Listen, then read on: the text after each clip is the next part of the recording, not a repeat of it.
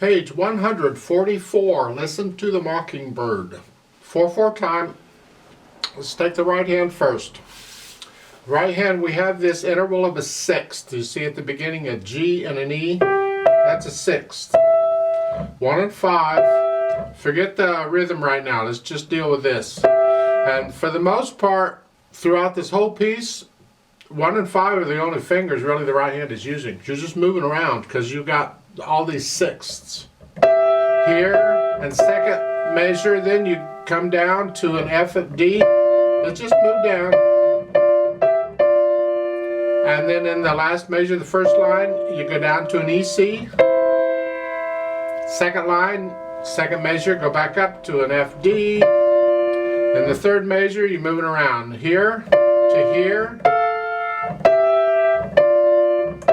And all the time you're doing this, do this with the wrist. Don't use the whole arm, just do it with the wrist. It doesn't take much motion. I'll probably exaggerate it for the camera so you can see it better, but it's really a small motion. Play them as legato as you can. Connect them as best you can.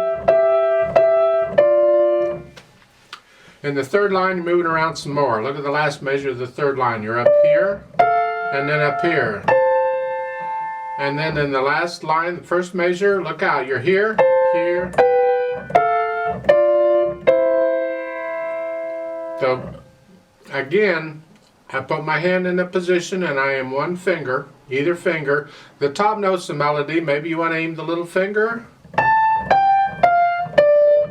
And just let the thumb go along. As long as you're using your wrist to do this, you should not tense up. Because we don't want to tense up on this. You can hold a position without getting tight about it. Just hold the position. And then the last line, the whole notes. And then you come in one to a fifth. And then back out. And it's tied there at the end. Left hand just has broken chords. Here at the beginning, you got the G7 chord. And then the C chord. That's pretty much it until you get to the last line, and then it changes the pattern. It's still a broken chord, it's just a different pattern. Second measure of the last line, it's here. And here, the F chord, and here. That's really all the left hand is doing. Now be careful on the left hand, they threw you a curve. They do that sometimes, because throughout this piece, you're either in this chord or this chord. In the last line, third measure, you have this chord. However, the last line, first measure, it's a D. Not a B, it's a D. Actually, the whole chord is all 4 notes. Just generally, we leave one note out. So it's usually this, but it can be that, and it is there, so watch out on that one.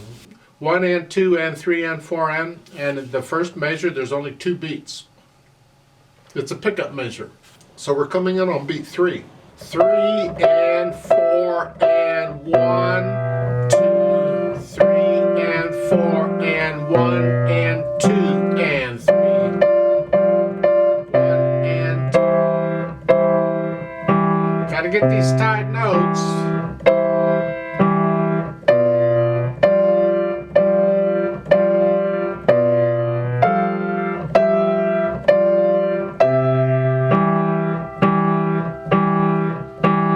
Rest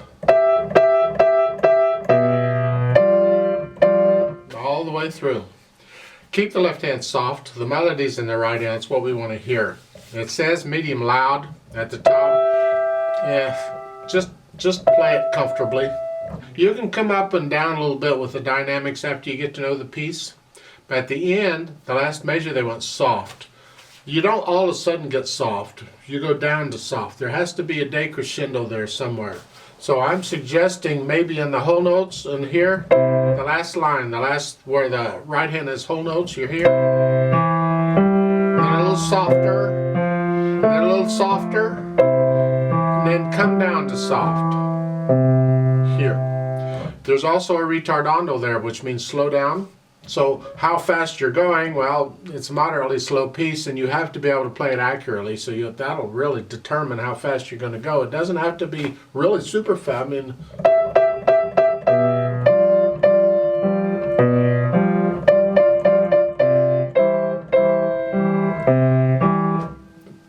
like so is my suggestion. Then when you get down to the whole notes at the bottom, it's that fast. Get a little softer, slow down, softer, slow down some more. And that last note, you'd hold that out for the fermata. With the metronome, I'm going to double it, so I'll hold it for 4 counts instead of 2, and then let go. It's my suggestion on how to do it. Now they've added pedal. You don't need pedal on this piece at all. It's fine without it. However, they've added it.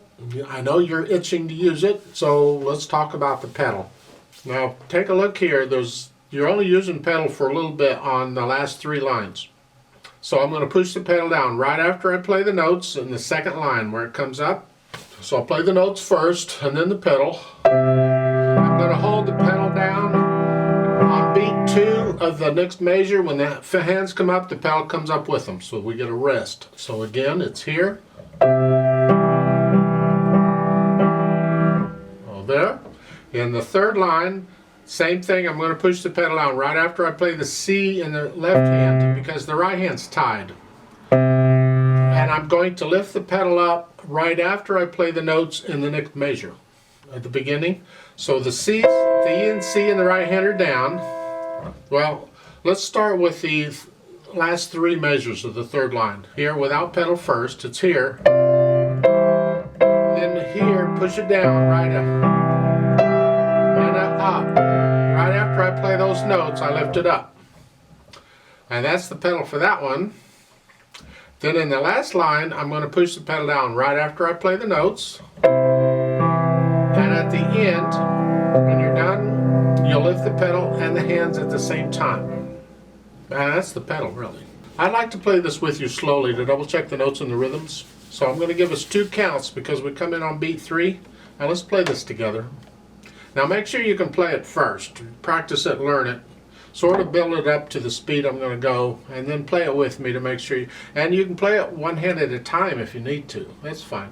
I'm only going to give you 2 beats here, so I'm going to go ready and go and 1. So be ready to go. Ready and go and.